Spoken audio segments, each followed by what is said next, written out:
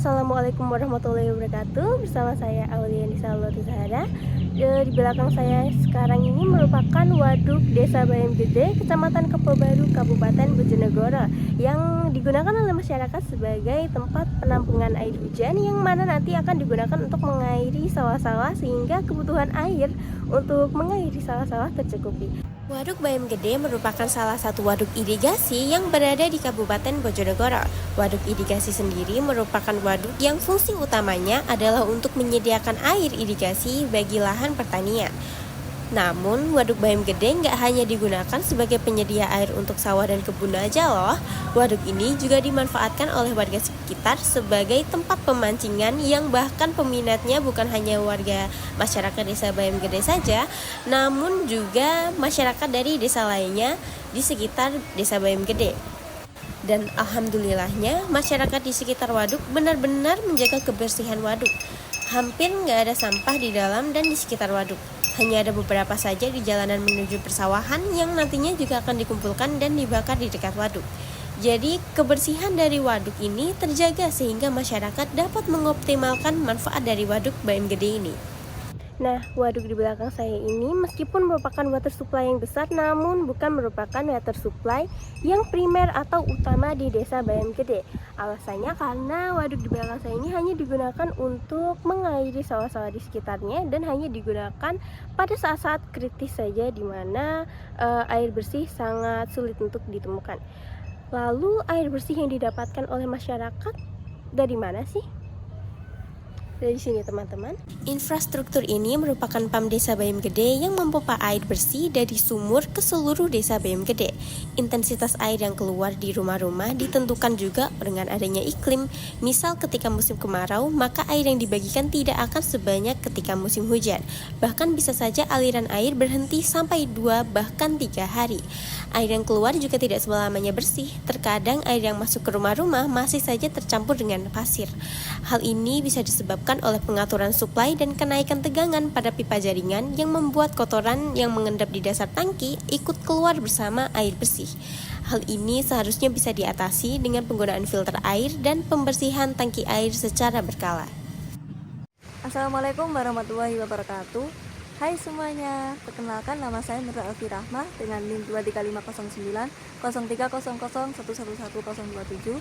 Di sini saya akan menjelaskan tentang Telaga Sumber Porong yang terletak di Desa Sumber Porong di Kabupaten Malang dengan Desa Sentul di Kabupaten Pasuruan.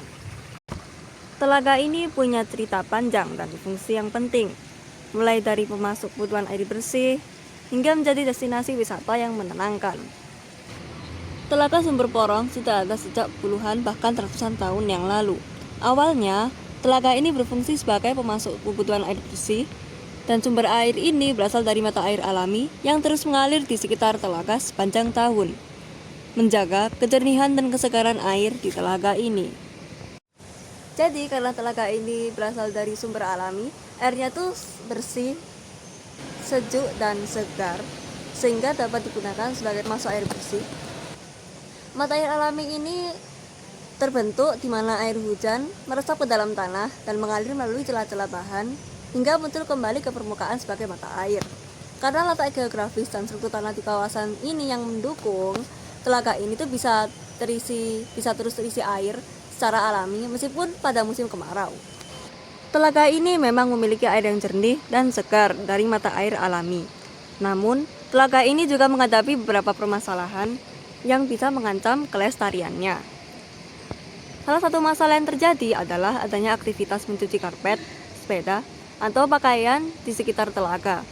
Meskipun memang tidak setiap hari ya, limbah deterjen yang mengandung bahan kimia seperti fosfat dan surfaktan dapat mencemari air. Hal ini berpotensi menurunkan kualitas air dan bisa mengganggu ekosistem telaga. Jadi semuanya pasti pengen kan agar telaga ini tetap sejuk dan alami. Jadi solusi yang dapat dilakukan adalah dengan meningkatkan kesadaran masyarakat dan menerapkan aturan lokal. Jadi tidak boleh mencuci karpet di sini ataupun mencuci pakaian di sini, karena limbah dari deterjen itu akan dapat merusak ekosistem di dalam telaga ini, apalagi telaga ini juga masih alami gitu kan. Assalamualaikum warahmatullahi wabarakatuh. Saya Rama Sarita dengan NIM 235090301111125. Kali ini saya sedang berada di tepi Sungai Bengawan Solo, yang sungai tersebut adalah sungai terpanjang di Pulau Jawa. Sungai ini memiliki peran penting bagi desa kami, yakni Desa Tejo Asri, Kecamatan Laren, Kabupaten Lamongan. Sungai ini memisahkan desa kami dengan desa seberang. Jadi kalau kita mau ke sana, kita harus naik perahu. Yuk kita cari tahu. Karena tidak ada jembatan di sekitar sini, warga menggunakan perahu untuk menyeberang. Setiap hari perahu ini menjadi alat transportasi utama untuk pergi ke sekolah maupun pergi bekerja. Tapi meskipun Sungai Bengawan Solo ini ada di dekat desa kami, airnya bukan menjadi satu-satunya sumber bagi warga. Karena hampir setiap rumah di desa kami memiliki sumur pribadi. Jadi warga lebih memilih untuk menggunakan air dari sumur tersebut sebagai suplai untuk kehidupan sehari-hari. Makanya penting banget nih buat kita semua untuk menjaga sungai ini agar tetap bersih dan bermanfaat bagi kita semua. Terima kasih. Assalamualaikum warahmatullahi wabarakatuh.